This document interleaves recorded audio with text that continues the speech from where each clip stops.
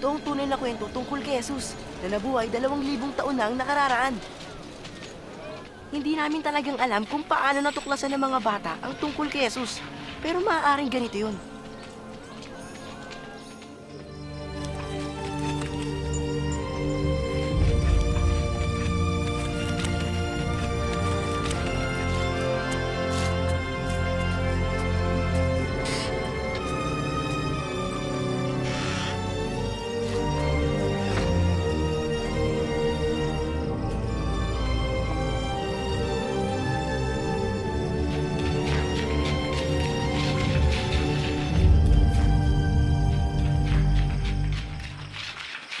May nakakita ba sa inyo? Wala. Ikaw? Palagay ko wala. O sige, tayo na. Kahit ano pa sabihin mo, basta naniniwala ako sugo ng Diyos Jesus. Dahil gumagawa siya ng himala, malay mo, magic lang yun. Oo nga, paano mo may papaliwanag yun? Yun na nga, Joel, hindi ko na kailangang paliwanag. Ang himala ay mga bagay na Diyos lamang nakakagawa. Ibig mong sabihin tulad ng pagpapagaling sa isang bulag? Oo. Hindi ako naniniwala sa'yo. Ako naniniwala. Sarah, ano ginagawa mo rito? Nakalimutan kong pakainin ang asno ko. At nang marinig ko kayo nag-uusap tungkol kay Jesus, gusto ko malaman ang pinag-uusapan nyo. Anong alam mo tungkol kay Jesus? Marami! Kilala ng lola ko ang nanay niya si Maria at ikinuwento niya sa akin ang tungkol kay Jesus kung paano siya ipinanganak. Talagang napakagandang kwento. Si Maria ay taga Nazareth. Dalaga pa siya noon, pero malapit na siyang ikasal kay Jose. Isang araw, pinapunta ng Diyos ang anghel si Gabriel kay Maria. Huwag kang matakot, Maria, pagkat kinalulugdang ka ng Diyos. Maglili ka at manganganak ng isang lalaki at siya'y tatawagin mong Jesus. Paano mangyayari? Dalaga pa ako. Pasa sa iyo ang Espiritu Santo. Dahil dito'y tatawagin siyang anak ng kataas-taasang Diyos. Ang kanyang paghahari ay walang hanggan. Natakot kaya si Maria sa anghel? Kung ako kakausapin ang anghel, matatakot ako. Anong nangyari? Mga taga-Nazaret, ayon sa kautosang ipinalabas ni Iniutos Augusto ng pamahalaan na ang lahat ng lalaki ay Kinakailangan pumunta ang lahat kung saan sila ipinanganak ng mamamayan at magpalista. na nasasakupan ng Galilea at Judea ay dapat magpatala sa Kaya kani-kanyang isinama ni bayang Jose si sinilangan. Maria sa bayan ng Bethlehem. Doon kasi siya ipinanganak. Pagdating nila doon, ang daming tao at ang lahat ng bahay panaluyan ay puno na. Ang lugar na nakita ni Jose ay ang kulungan ng mga hayop. Tulad ito? Katulad nito. At nang gabing yon, ipinanganak si Jesus. May ilang mga pastol sa burol na malapit doon. Inaalagaan nila mga tupa nang bigla sila nakakita ng anghel. Sa araw na ito, isinilang ang inyong tagapagligtas, ang Kristong Panginoon. Nagpunta agad ang mga pastol para makita ang sanggol. Nakahiga ito sa isang sabsaban. Isipin ninyo, inilagay nila ang sanggol sa isang sabsaban tulad ng kainan ng asno ko.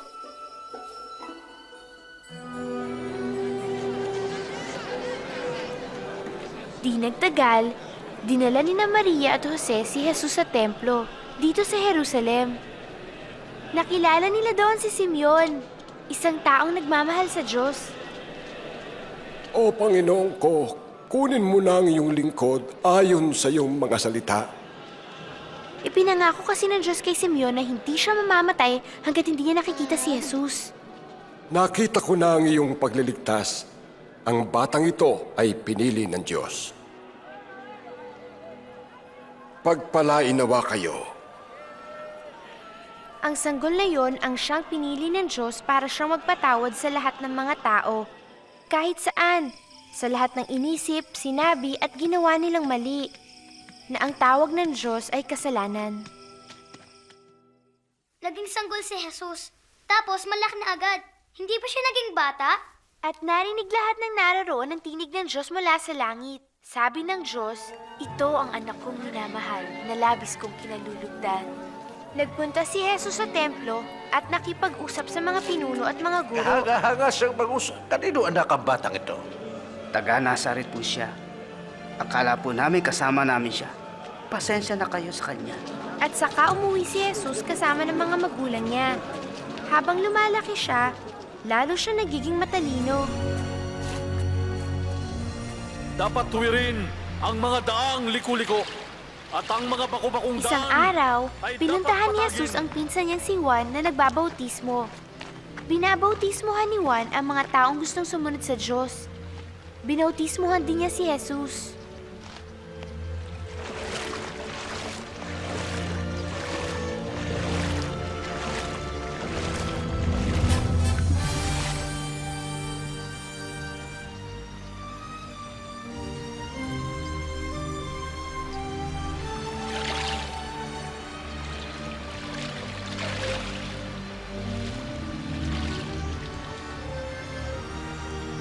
At narinig lahat ng naroon ang tinig ng Diyos mula sa langit. Sabi ng Diyos, ito ang anak kong minamahal na labis kong kinalulugdan. Anong ginawa niya pagkatapos? Nagpunta siya sa mga bayan at nagturo tungkol sa Diyos. Kumusta? Kumusta? Bumalik si Jesus sa Nazareth, kung saan siya lumaki. Isang araw, nagpunta siya sa bahay-sambahan. Hiniling ng mga pinuno na siya ay bumasa mula sa kasulatan. Binasa ni Jesus ang tungkol sa plano ng Diyos na pagpapadala sa kanya upang lahat ng tao ay makasama ng Diyos magpakailanman. Ang Espiritu ng Diyos ay nasa akin, pagkat hinirang niya ako upang mangaral sa mga dukha. Sinugo niya ako upang ipahayag na lalaya ang mga bihag at makakakita ang mga bulag, at palalayain ang mga naaapi, at ipahayag ang gagawing pagliligtas ng Diyos sa kanyang bayan. Mahusay siyang magsalita. Oo nga. Mula yan sa isinulat. Sama lang yung si Carpintero. Siyang peta. Mahusay siya. Magaling siya din. Naganap ngayon ang kasulatan ito, habang inyong narinig. Natupad ang kasulatan? Ang Mesyas lamang ang makatutupad niyan. Paano nangyari yun? Pero may nangyari pa. Nagpunta si Jesus sa lawa ng Galilea. Pumunta kayo doon sa laot, at ihulog ang inyong mga lampat upang manghuli. Guro, halos magdamag kaming ng isda. Pero wala kaming nahuli. Ngunit dahil sinabi ninyo, susundin ko yung pinagagawa ninyo. Santiago! Juan!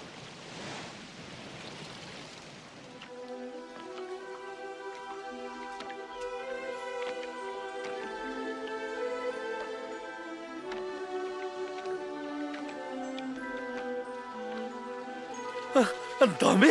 Ang dami nito!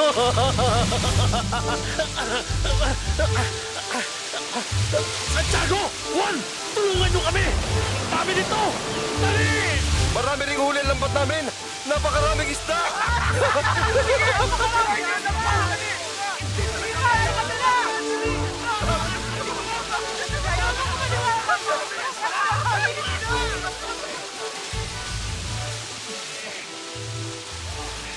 Palagay ko, noon lang nalaman ni Pedro na si Jesus ang anak ng Diyos. Pero natakot si Pedro dahil sa siya'y isang makasalanan. Hindi niya maintindihan kung paano si Jesus na banal at makapangyarihan ay matatanggap ang tulad niyang makasalanan. Lumayo kayo sa akin. Ako'y makasalanan. Huwag kang matakot. Uuwi na ako. Ako rin. Uwi na ako. Ako rin. Paalam. Sa susunod ulit ha. Paalam.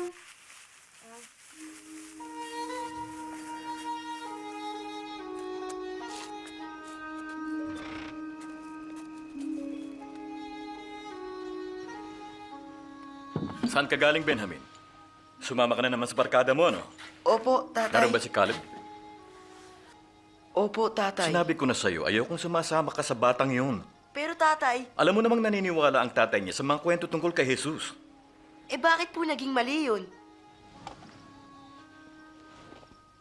Naniniwala tayo na magpapadala ang Diyos ng makapangyarihang hari.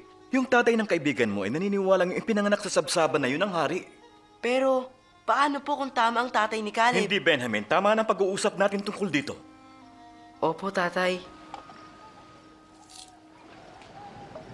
Siya'y tawagin habang malapit pa. Ang masama ay magbago ng gawain at maling isipan. At siya'y magtatamo ng kapatawaran. Ikaw ay lilisan ng may galak at kapayapaan. Makinig kayo! Alam niyo ba ang nangyari kanina? Ano Sige yun? na! Nagtuturo si Jesus sa templo tungkol sa pag-ibig ng Diyos. Nagsisiksikan ng maraming tao sa loob at marami pa naghihintay sa labas. Lahat gusto siyang makita. Jesus! Nakikiusap ako. Iligtas po ninyo ang aking anak. Ginoo, maawa ka. 12 taong kulang pa lamang siya at naghihingalo. Ginoo, sumama ka sa akin. Jairo, ikinalulungkot Hayaan ko. mo na, Jairo. Jesus! Patay na ang iyong anak. Huwag mo nang abalahin ang guro. Huwag kang matakot. Manalig ka at siya'y gagaling. Sinabi niya?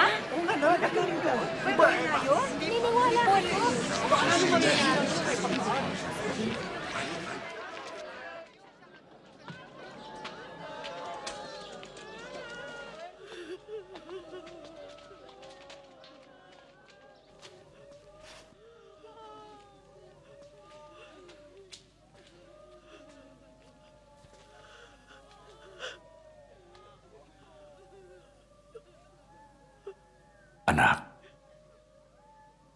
bangon.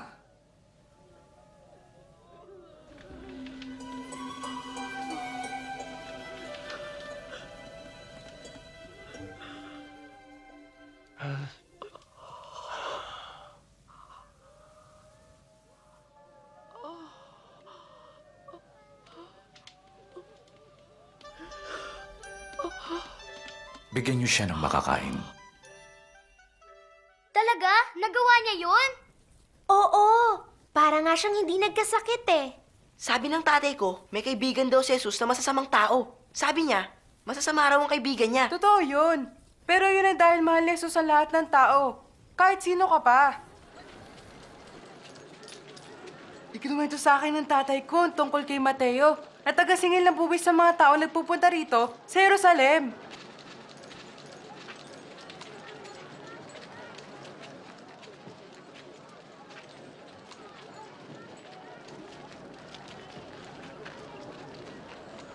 Sumunod ka.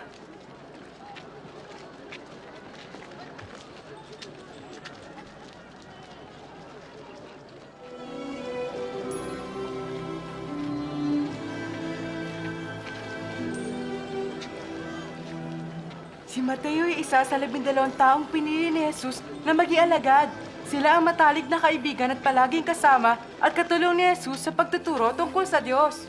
Si Simon na tinatawag din Pedro, yung kapatid niya si Andres, si Santiago, si Juan, si Felipe, si Bartolome, syempre si Mateo, si Tomas, yung isa pang Santiago at isa pang Simon, si Judas na kapatid ni Santiago at si Judas Iscariote.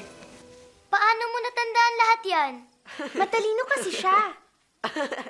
Akala mo lang yun. Ang totoo, bobo ka. Hindi! Kasing bobo ka ng asno mo. Iyabang mo, kaibigan ko yan! Sinong mayabang? Sino? Pigilan mo siya! Talaga? Sino pipigil sa akin? Ikaw? Ikaw? Away! Away! Yan! Kaya mo yan! Suntukin mo! Sapakin mo! Yan! Laban! Yan! Kaya mo yan! Gulo niyo?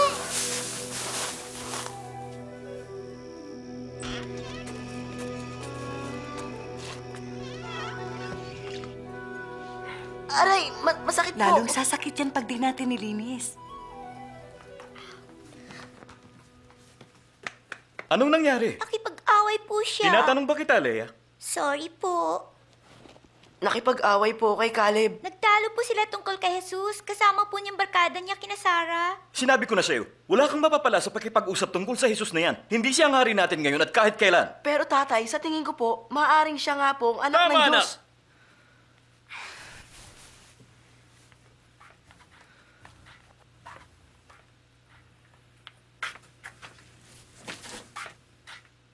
Baka naman masyado kang mahigpit sa bata. Hindi naman siguro.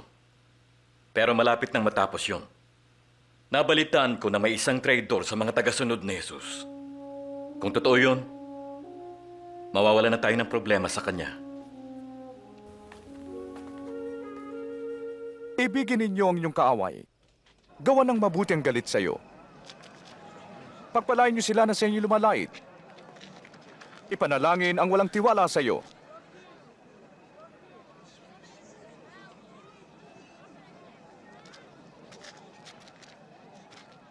Pag sinampal ka sa isang pisngi,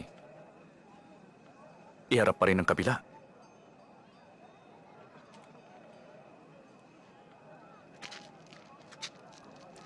Pag inagaw ang iyong balabal, ibigay mo pati ang iyong damit. Bigyan ang humihingi sa iyo. At pag kinuha ang ari-arian mo, huwag mo nang bawiin pa.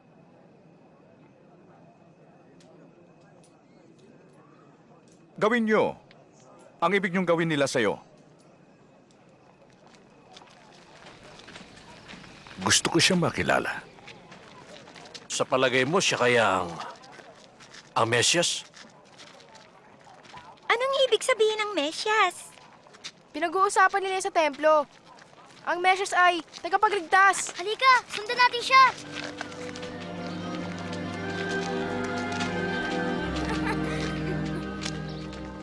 Ang sarap ng pagkain. Naniniwala Ang dami niyang ginawang ginawa. Di ako paniwala. Wala kami roon. Anong ginagawa niya rito? Hindi ko alam.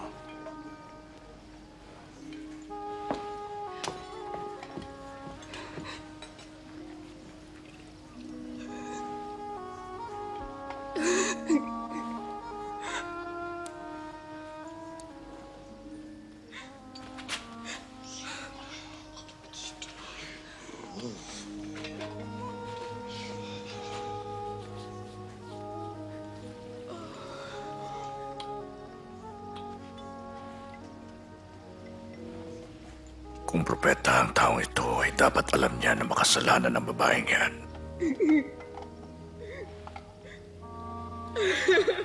Hindi may tatago sa kanya ang uri ng kanyang pamumuhay. Kilala ko ang babaeng to, Simon. Makinig ka sa akin. May 2 taong nagkautang sa isang tao. 500 ang isa at ang isa ay 50. Nang di sila makabayad ng utang, sila ay kapwa pinatawad. Sinong higit na iibig sa kanya? Yung pinatawad na mas malaki ang utang. Tama ka. Masdan mo siya. Nang dumating ako sa bahay mo, di mo nilinis ang mga bako. Ngunit siya, binasa niya ng luha mga ito at pinunasan ang kanyang buhok. Hindi mo ako hinagkan. Ngunit di siya tumitigil ng paghalik sa aking mga paa. Di mo binuhusan ng langis ang ulo ko. Ngunit binuhusan niya ng pabango ang aking mga paa. Sinasabi ko sa iyo, dahil sa laki ng pagmamahal niya, pinatawad na siya. Ngunit ang pinatawad ng kaunti, kaunti rin ang pag-ibig.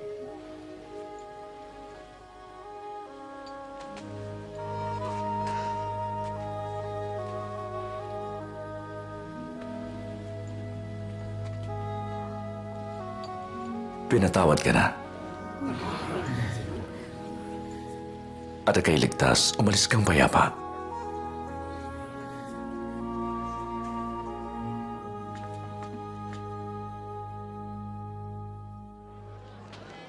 Kargahin niyo ako! Dito ka sa balikat ko. Yan. Oh, nakikita mo na ba? Nakikita ko na, Jesus! Totoo nga, siya nga ang propeta! Jesus! May magsasaka na naghasik ng binhi. Sa kanyang paghasik, may mga binhing nalaglag sa tabi ng daan. At tinuka ito ng mga ibon. May mga nalaglag sa batuhan. At nang sumibol, natuyo agad dahil sa kawalan ng tubig. May mga nalaglag naman sa dawagan. At nadaig ang mga binhing tumubo at nasakal ito.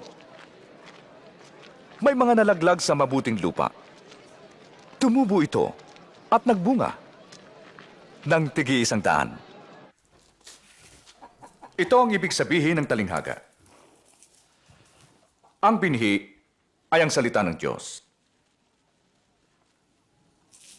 Ang binhing nalaglag sa daan ay ang mga nakinig.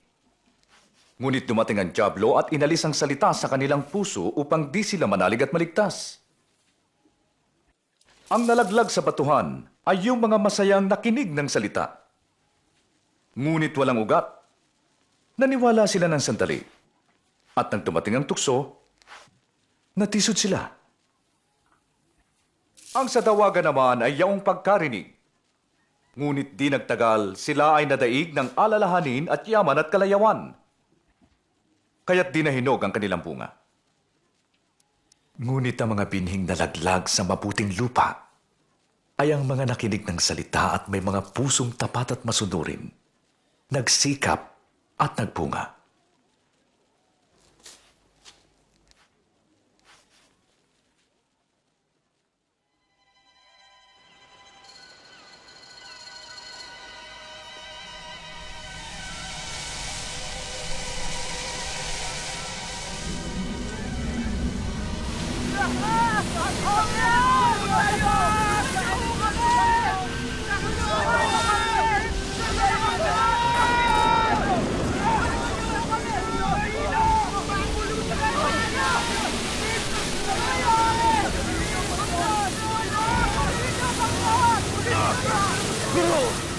Guro!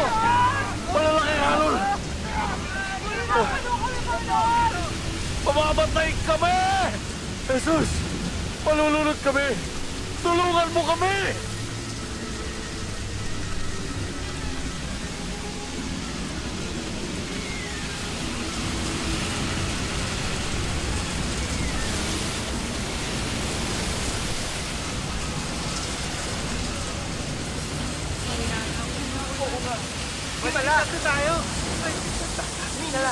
Puri ng Panginoon! Tayo! Salamat! Wala nang bagyo! Pigil ang Diyos!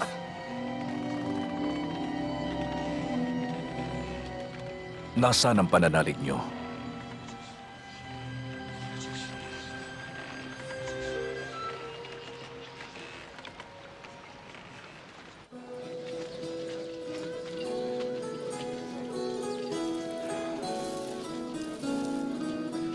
Gusto ko ito. Magkano ito? Nathan! Alam mo, darating si Jesus! Dito sa atin? Doon sa labas ng lungsod. Halika, punta tayo. Oo, tara!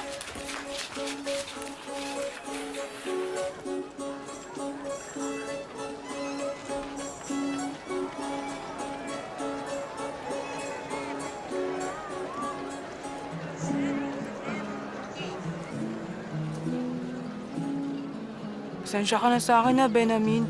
Sorry Okay lang. Guro, paalisin mo na sila upang makapunta sa mga nayon sa kabukiran na malapit dito para makahanap ng pagkain. Masyadong liblib ang lugar na ito. Bigyan niyo sila ng makakain. Ngunit meron lang tayong 5 tinapay at 2 isda.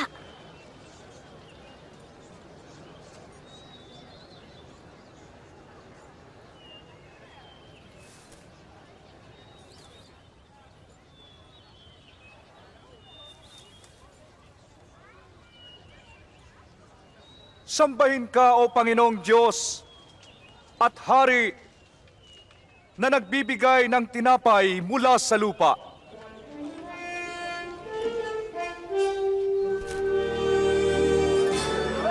Himala! Ako!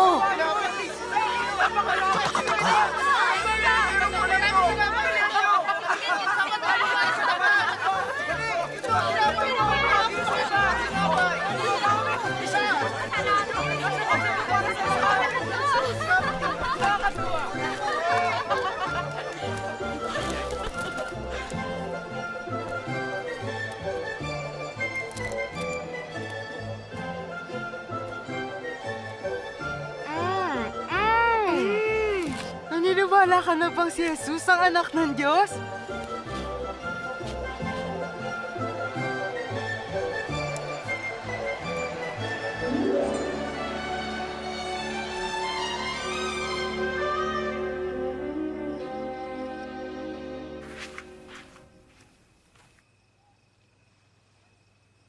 At saan ka galing?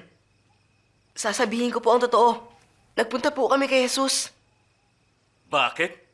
Hindi po ako makapaniwala kahit nakita ko na po mismo. Pinakain po niya ang maraming tao sa pamamagitan ng 2 isda at ilang tinapay. Anong malay mo, Jonathan? Baka siya na nga ang Mesiyas. Ano ka ba? Huwag na huwag mong paniniwalaan yan.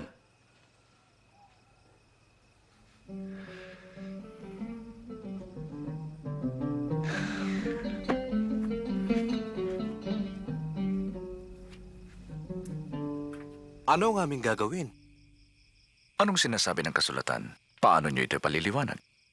Ibigin mo ang iyong Diyos ng buong puso, buong kaluluwa, buong lakas, at ng buong pag-iisip. At ibigin mo ang iyong kapwa gaya ng iyong sarili. Tama ka. Gawin mo ito at ikay mabubuhay. Sino ang aking kapwa? May isang taong bumaba mula sa Jerusalem patungong Jericho. Hinarang siya ng mga tulisan, hinubaran, binugbog, at iniwan na halos patay na. Nagkataong napadaan doon ang isang pare. Nang makita niya ang tao, lumihis siya ng daan. Isang Levita ang naparaan din doon. At nang makita ang tao, lumihis din siya ng daan.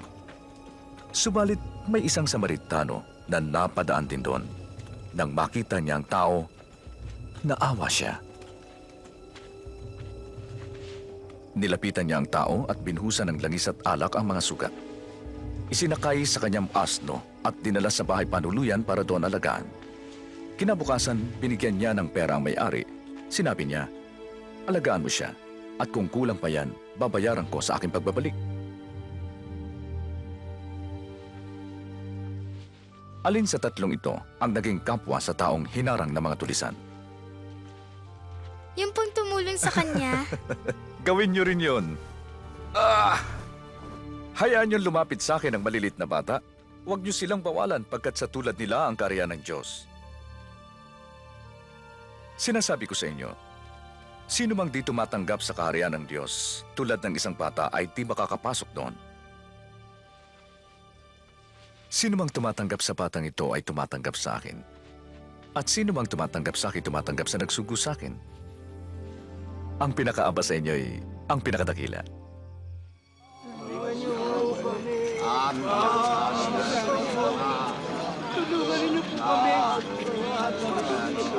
Ay, anong nangyayari?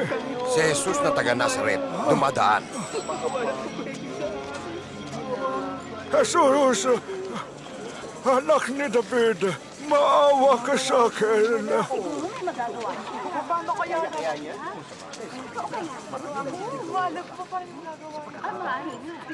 Anong gusto mong gawin ko sa'yo? Gusto kong makakita.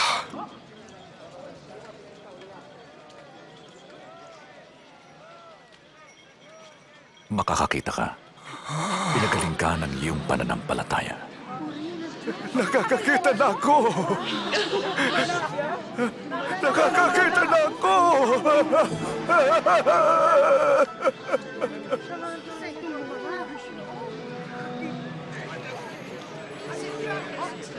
Tunay na propeta ang tao ito. Panginoon, iligtas mo ako. Panginoon, iligtas mo kami! Purihin ang Diyos! Ituro mo sa amin ang daan, Panginoon. Ay, si Jesus, oh. Oo nga.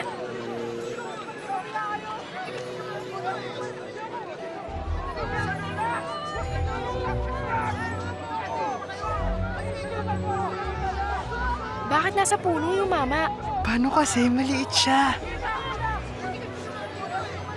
Bumaba ka sa kayo. Ako'y tutuloy sa bahay mo. Sa bahay ko? Sinong gustong tumuloy sa bahay niya?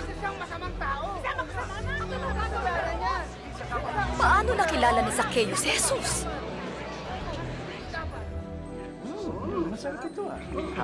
Ito ng mansanas. O, ito yung ubas, oh. Gusto ba ninyo? Mansanas pa. O, inumin pa. Gusto mo pa? Sandali. Ibibigay ko ang kalahati ng kayamanan ko sa mga mahihirap. At kung may dinayaman ako, isasauli ko ito ng makahapa.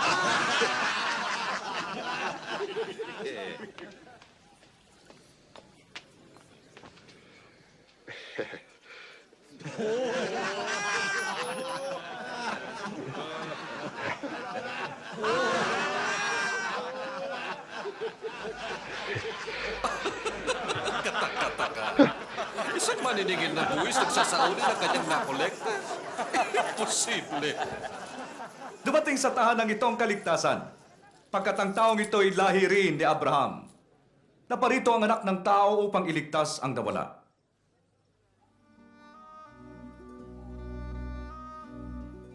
Makinig kayo. Pupunta tayo sa Jerusalem. Matutupad ang lahat ng isinulat tungkol sa anak ng tao. Ipagkakanulo siya sa mga hentil. Siya pagtatawanan, tutustayin at tuturaan ng mga tao. Hahagupitin siya at papatayin. Ngunit sa ikatlong araw, siya'y mabubuhay.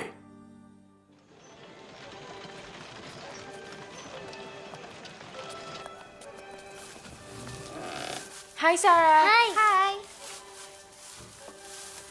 Teka, parang nag-iba ang lugar na ito. Oo, nawawala nga ang alaga ni Sarah. Hindi! Ipinahiram ko lang sa iba. At sino naman ang hihiram nun?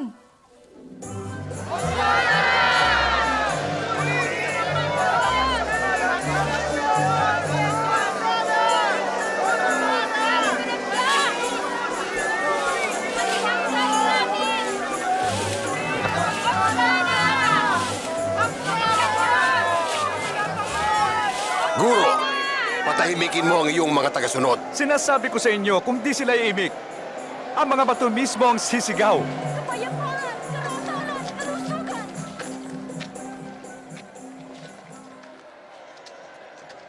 Dalawampu, 21, 22, 23,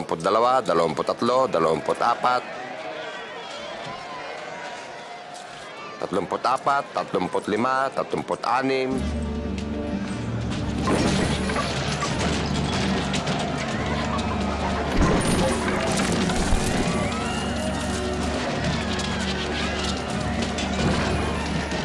Bakit nagagalit siya?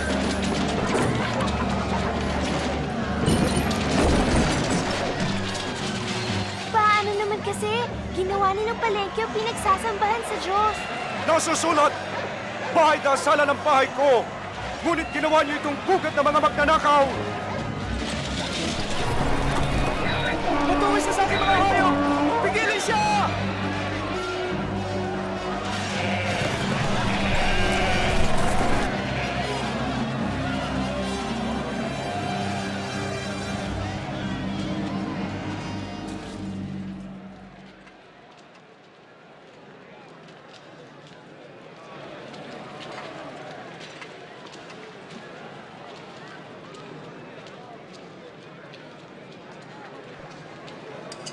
Kakaunti.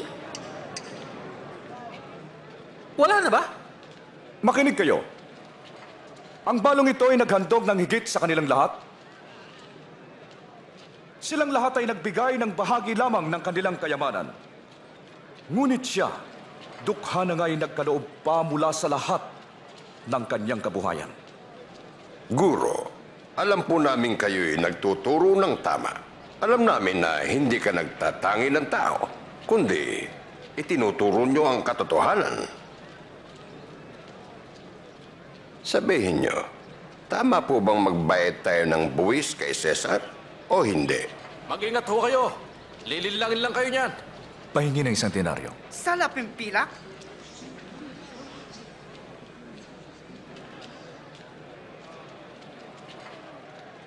Kaninong mukha ang nasa perang ito?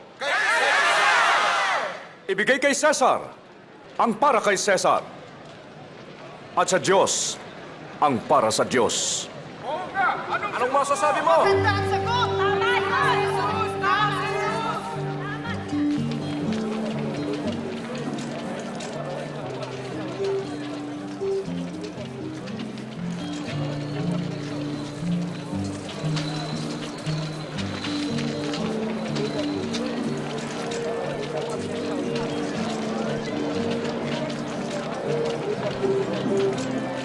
Tingnan mo!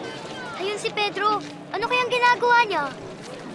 E di bumibili ng pagkain para sa pista.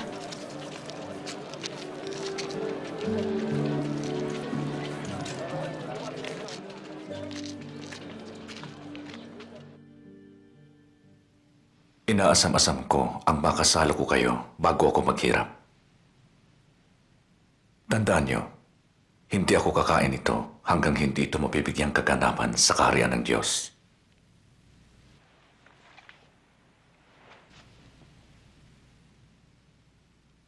Purihin ka, o aming Diyos, hari ng sansinukob, na nagbibigay ng bunga.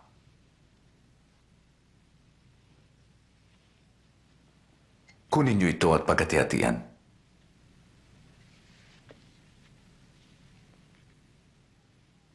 Purihin ka, o aming Diyos, hari ng sansinukob, na nagbibigay ng tinapay.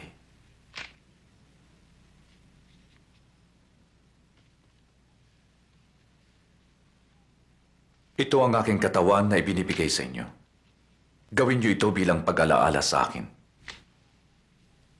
Ang sarong ito ang bagong tipan ng aking dugo na nabuhos dahil sa inyo. Ngunit naririto sa hapag ang magkakanulo sa akin. At sadyang ang anak ng tao ay dapat mamatay, ngunit kawawa ang magkakanulo sa kanya. Di maaari. Hindi maaari. Imposible. Sabihin niyo kung sino ang taksil, Panginoon.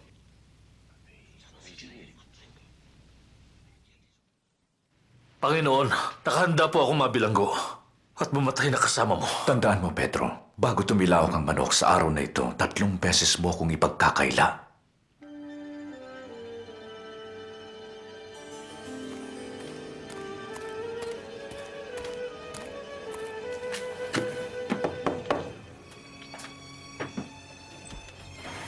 Nagpasya na ang mga pinuno.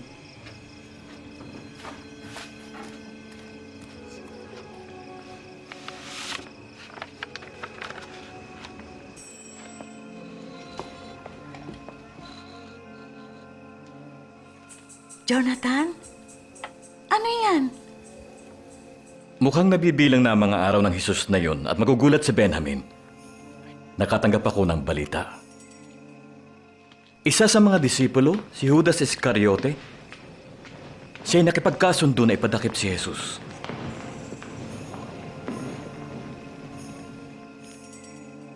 Paano niya yun nagawa sa kanya? Madali lang. 30 pirasong pilak. At ngayong gabi, darakpin nila si Jesus at titiyakin nilang hindi siya makatatakas. Hindi. Hindi. Hindi.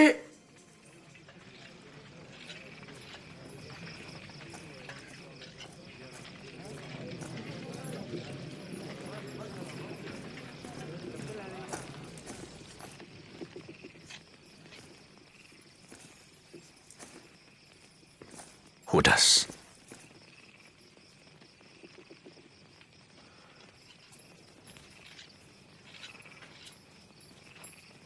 Salit mo ba ipinagkakanulo ang anak ng tao?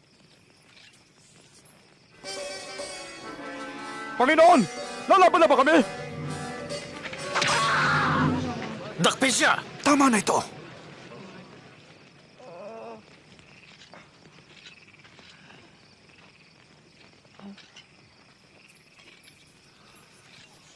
Himala. Ako ba'y tulisan at naparito kayo may mga tabak at pamalo? Ako'y kasama niyo araw-araw sa templo pero di niyo ako tinakip. Ngunit oras niyo ito habang ang kadiliman ang naghahari.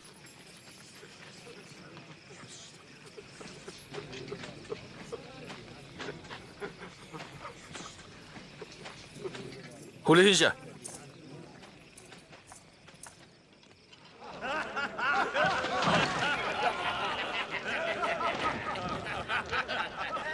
Narito ang kasuotan ng hari! Hulaan mo ang mangyayari! Ililigtas mo ba kami, kamahalan? Ha? Ililigtas mo ba kami? Kasama siya ni Jesus. Babae, hindi ko siya kilala. Nakita ko sila.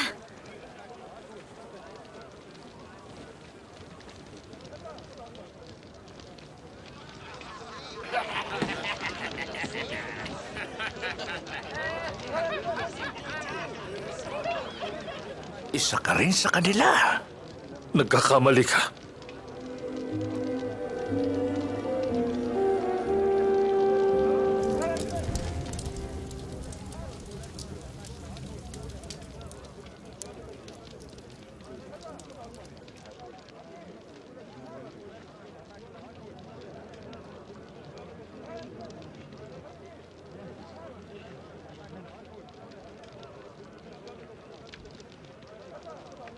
Natitiyak kong ang taong ito'y kasama ni Jesus pagkat siya'y taga Galilea. Lumayo ka! Hindi ko alam ang sinasabi mo.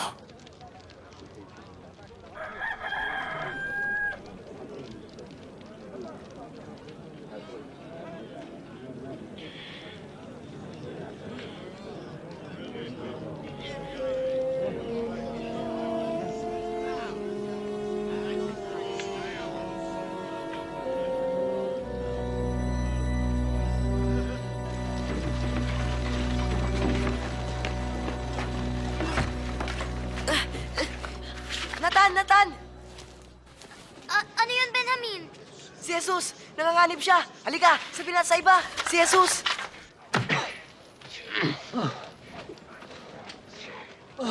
Sinong pumalo sa'yo? Hulaan mo! Hulaan mo! Ang papalo pa sa'yo! Tigil! Ihinto niyo yan! Dalhin niyo siya sa mga pinuno. Kilos!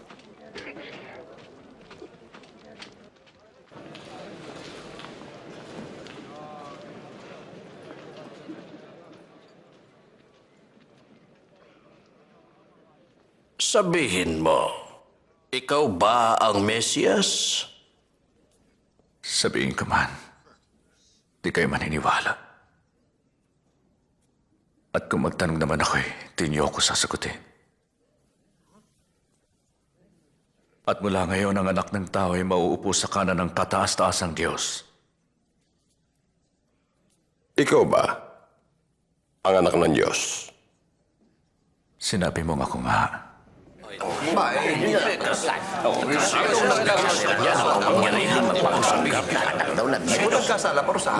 din ang kanyang mga sinabi, hindi ba?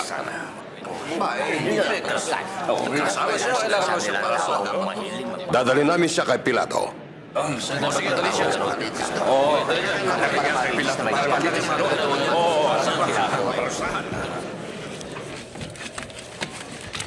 Dadalhin yata kay Poncio Pilato. Kay Poncio Pilato? Malupit daw ang taong yon. Hindi niyo ba alam na maraming tao ang pinahirapan at ipinapako niya sa krus?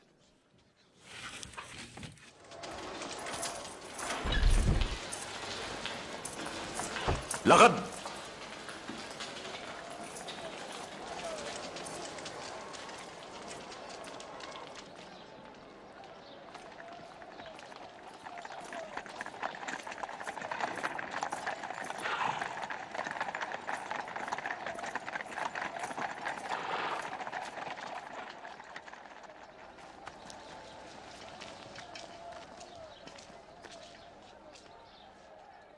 Anong kailangan ninyo? Sa ganitong oras ng umaga? Nahuli po namin siya, nililinlang ang mga tao. Nanggulo po siya sa palengke sa templo.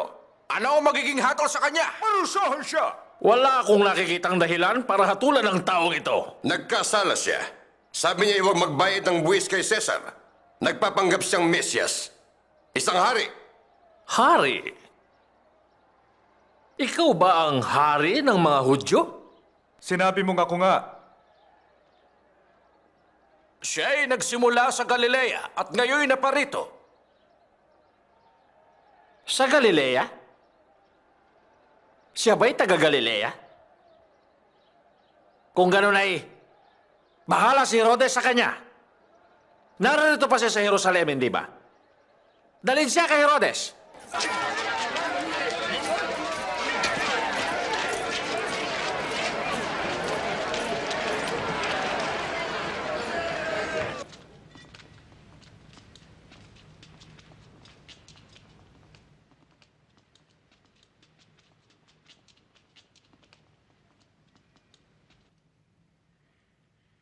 Sino ka ba talaga?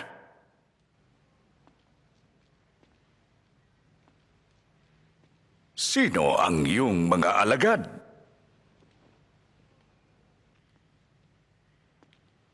Sabi ng marami, gumagawa ka ng mga himala.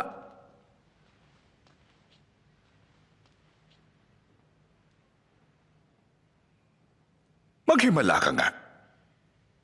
Panginoon ko, nagsisinungaling siya sa mga tao.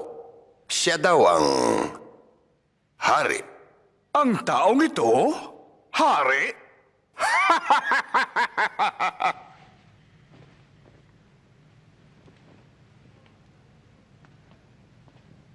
Kamahalan? Saktan siya mabuti. Ibalik siya kay Pilato. Probinsya niya ito. Walang sala ang taong ito upang mamatay. Kaya't ipahagupit ko na lamang siya at pagkatapos ay palalayain ko. Kailangang magpalaya ka ng isang bilanggo ngayong pista. Palayain si Barabas. Si Barabas. Tama, si Barabas. Patayin ang taong ito.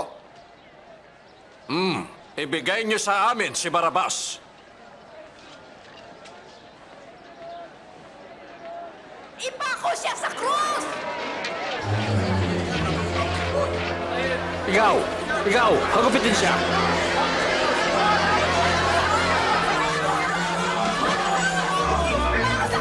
Bakit niya siya pinapakusahan? Naawa kayo sa kanya! Wala siyang kasalanan!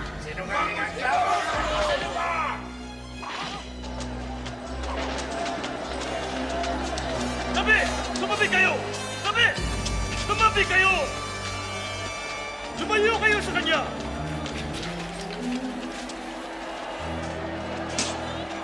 Tabi! Tumabi kayo! Papatayin ba nila si Jesus? Tayo! Malahanin niyo siya! Ikaw! Ano pangalan mo? Ako si Simon na taga Sirene. Halika rito.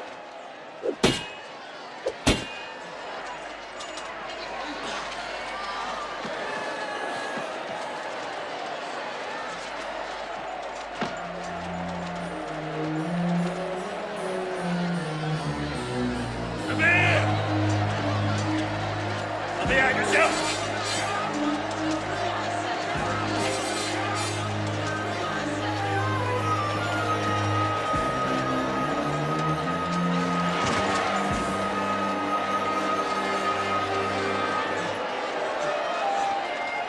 Dito, halika! Dali! Bilis! Bilis! Ikaw, lumakad ka! Bilis! Dali! Bilis!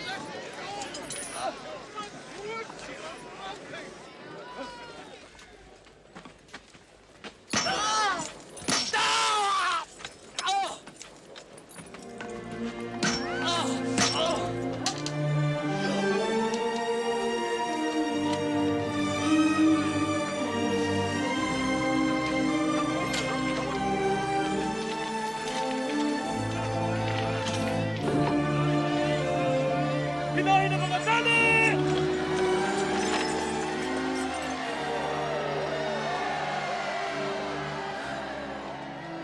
Patawarin mo sila, Ama. Pagkat hindi nila alam ang kanilang ginagawa.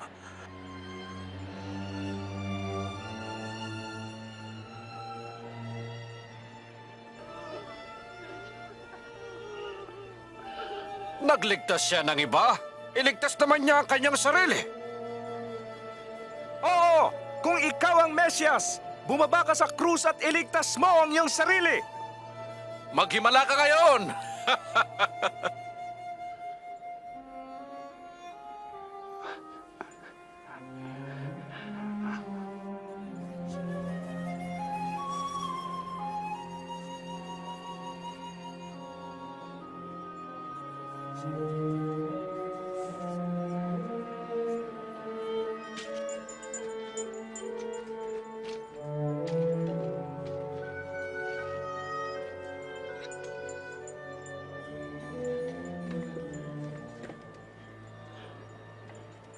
Ano kaya yun? Sabi hari ng mga Hudyo. Kung ganun, bakit siya pinapahirapan? Di ko alam.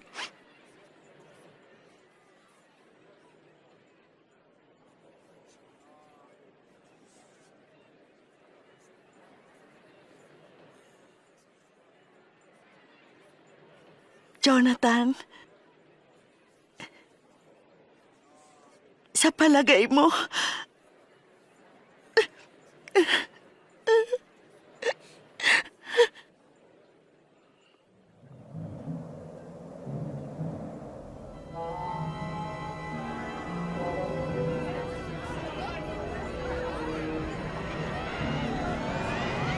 Anong nangyayari?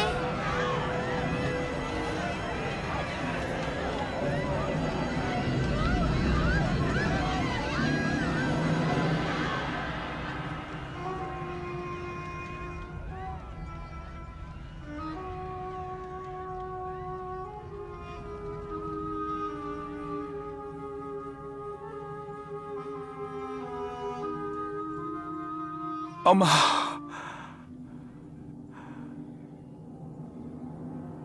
Nasa mga kamay mo ang aking espiritu.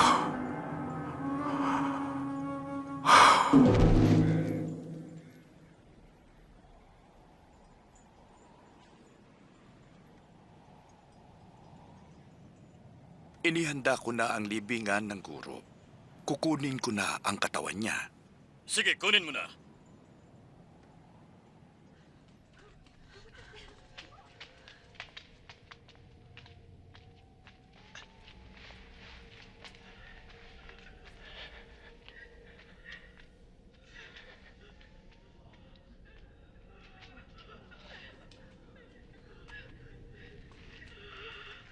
patawarin niyo kami. Gusto lang namin sundan ang katawan ng Panginoon. Tutulong ako. Pero bilisan niyo. Malapit na ang Sabat.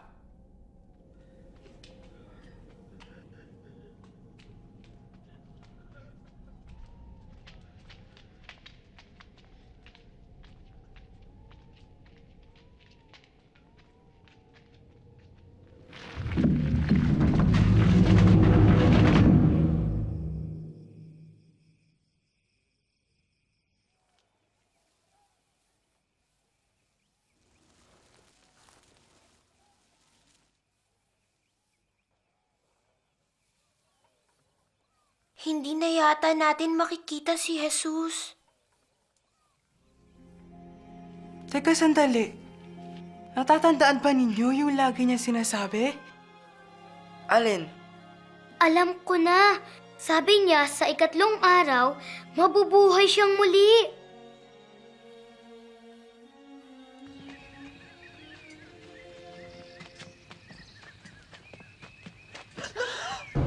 Tingnan ninyo! Naigulong na ang bato!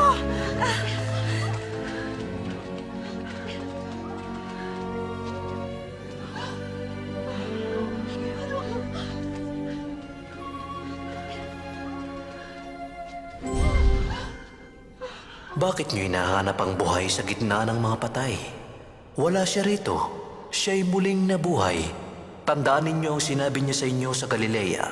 Ang anak ng tao ay ibibigay sa kamay ng mga makasalanan. Ipapako sa krus at muling mabubuhay sa 3 araw.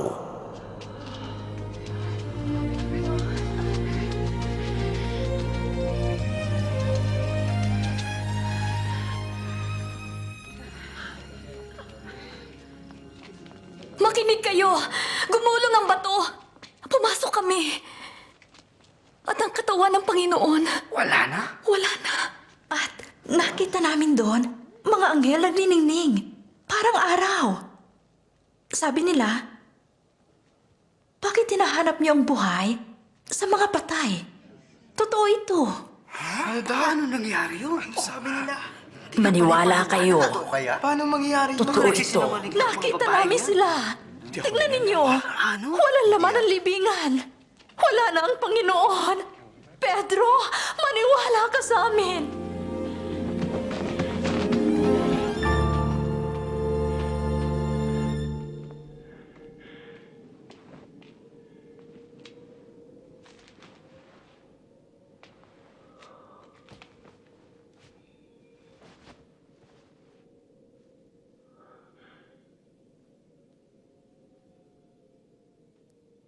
Totoong nabuhay nga ang Panginoon. Nagpakita siya kay Simon. Di namin siya nakilala. Ni Satan? Pirasuhin niya ang tinapay. Nakilala namin Sa siya. Emmaus, katakataka magtungo siya doon.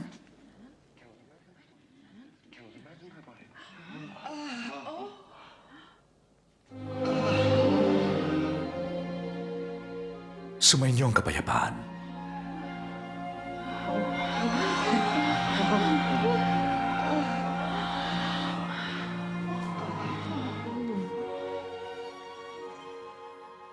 Bakit kayo malungkot? Bakit kayo nag-aalinlangan? Tingnan niyo ang mga kamay at mga pako. Ako nga ito. Hawakan niyo. Ang multo'y walang laman at buto, ngunit ako'y mayroon. Ito ang sinabi ko sa inyo nang ako'y kasama pa ninyo. Na ang lahat ng nasulat patungkol sa akin sa aklat ni Moises na mga propeta at na mga salmo ay kailangan matupad. Nasusulat ito. Ang Mesyas ay dapat magdusa at mabubuhay sa 3 araw. At sa kanyang pangalan, ang pagsisisi at kapatawaran ay dapat ipangaral sa lahat ng mga bansa. Simula sa Jerusalem. Nang sabihin ni Caleb na si Jesus ay anak ng Diyos, di ako naniwala. Pero nakita ko ang mga ginawa niya at ang pagtuturo tungkol sa pag-ibig ng Diyos. Nakita ko rin kung paano nila pinahirapan si Jesus. Kung paano pinalo. Hanggang sa siya'y ipinako sa krus. At namatay. Nakita ko nung kinuha ang bangkay niya at dinala siya. Ang akala ko, di ko na siya makikita pa. Pero tinupad ng Diyos ang pangako niya. Binuhay ngang muli ng Diyos si Jesus. At kung mananalig tayong si Jesus, ang anak ng Diyos na namatay para sa atin, mabubuhay tayong kasama niya. Magpakailanman. Natutuwa ako kasi, yun ang gusto ko. Wow! Ang gandang kwento! At totoo pa! Napanood niyo at nalaman kasama ni na Caleb, Joel, Nathan at Benjamin kung sino si Jesus. Nakita niyo rin akong naniwalang si Jesus, ang anak ng Diyos, at mamuhay kasama siya. Ngayon, ikaw naman ang magpasya. Gusto mo bang humingi ng tawad kay Jesus ngayon? Pwedeng ang sagot mo ay, di ko maintindihan. O kaya, itatanong ko muna sa nanay at tatay ko. O kaya naman, hindi pa ako handa. Pwede rin naman na ang sagot mo'y oo, na gusto kong hilingin kay Jesus na tumira siya sa akin ngayon. Gusto kong patawarin ako ni Jesus sa lahat ng kasalanan ko. Lahat ng maling bagay na naisip, nasabi, at nagawa ko. At pwede mong sabihin gusto mo siyang makasama magpakailanman. Kung ang sagot mo ay oo, pwedeng-pwede ka makipag-usap sa Diyos ngayon. Katulad nito. Panginoon, naniniwala akong si Jesus ang iyong anak. Salamat po dahil namatay siya sa krus para sa aking mga kasalanang naisip, nasabi at nagawa. Patawarin niyo po ako sa aking mga kasalanan. Gusto ko po siyang laging makasama at manahan sa akin magpakailanman. Tulungan po ninyo akong baguhin ang aking pagkatao. Marami pong salamat, Panginoon. Gusto mo bang ipanalangin ito ngayon?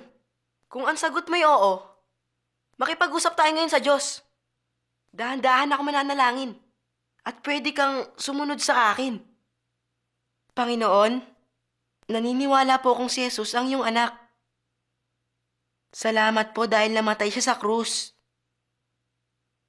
Sa lahat po ng mga kasalanan kong naisip, nasabi, at nagawa. Patawarin niyo po ako sa lahat ng kasalanan ko. Gusto ko po kayo makasama at manirahan sa akin magpakailanman. Tulungan niyo po akong baguhin ang aking pagkatao. Salamat po ng marami. Amen.